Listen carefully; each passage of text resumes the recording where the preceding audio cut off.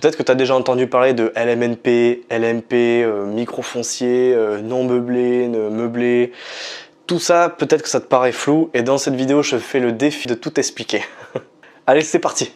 Alors attention, dans cette vidéo, je ne vais pas parler de tout ce qui est montage en société et en entreprise, type URL, SAS, SCI à l'IS pour les sociétés. Je ne vais m'attarder que sur ce qui est en nom propre.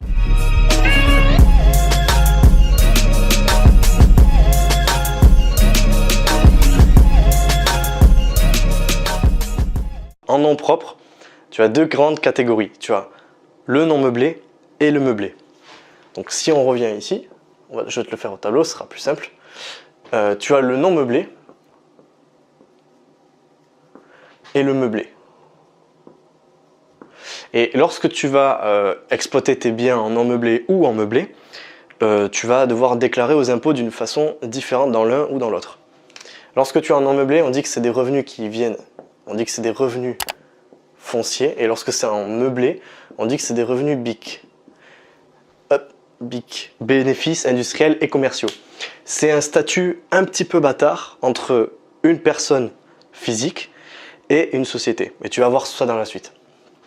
Alors, il faut savoir que dans ces deux grandes catégories, tu as également deux autres sous-catégories qui apparaissent. Et c'est globalement la même logique qui se passe entre les deux. Alors bien sûr, il y a des subtilités entre le non meublé et le meublé. Il faut les connaître quand tu es dedans.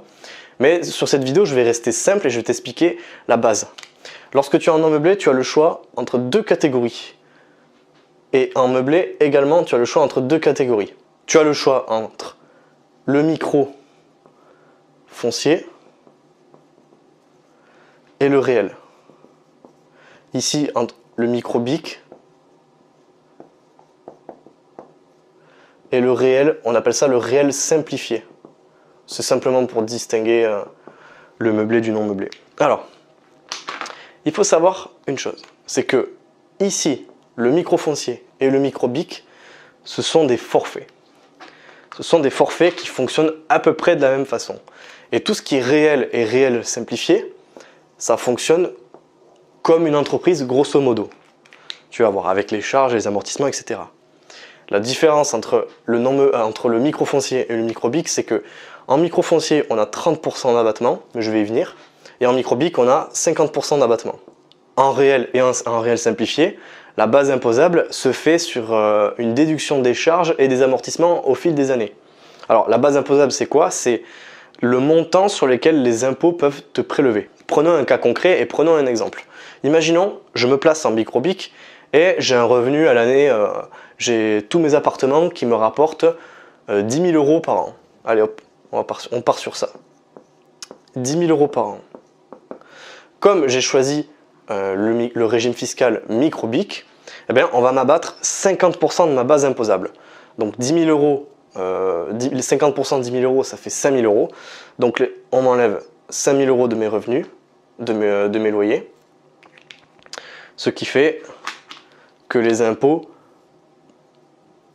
peuvent me prélever sur 5 000 €. Une fois que j'ai reçu ces 5 000 €, les impôts vont me prélever la TMI et les prélèvements sociaux à 17,2% depuis 2018. La TMI, elle dépend de ce que tu gagnes en termes de salaire et de revenus.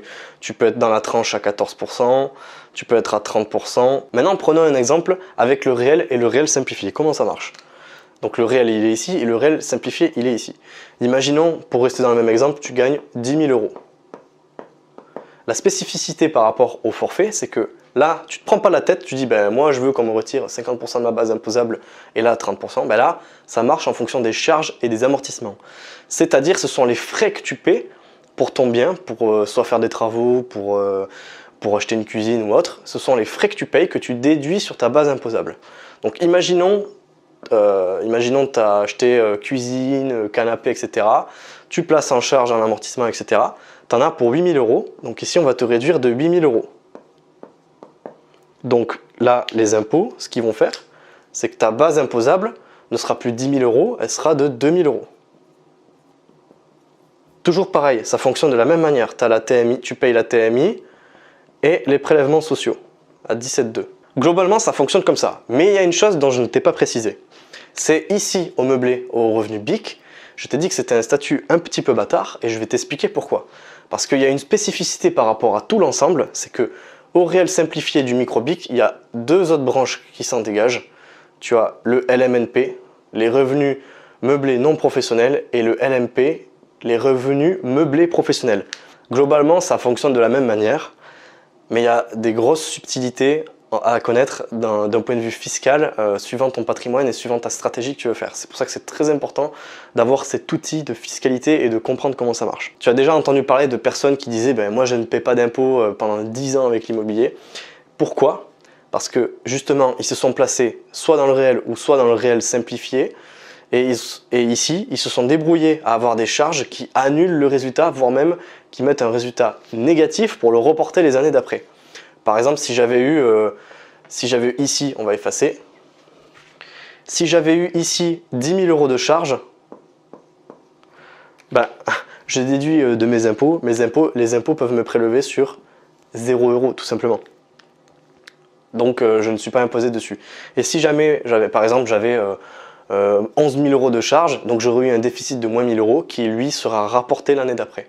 C'est comme ça qu'on arrive à ne pas payer d'impôts pendant 10 ans grâce aux travaux, grâce aux charges, etc. Et voilà pour la vidéo, j'espère que tu as compris un petit peu de façon générale comment ça marchait dans l'immobilier. Je suis resté très simple. Si tu as des questions, n'hésite pas à les poster en commentaire, je réponds à tout le monde. On dit souvent que l'immobilier est intéressant pour le levier bancaire, tout simplement parce qu'avec en faisant 0 apport, on arrive à avoir un gros capital à la fin.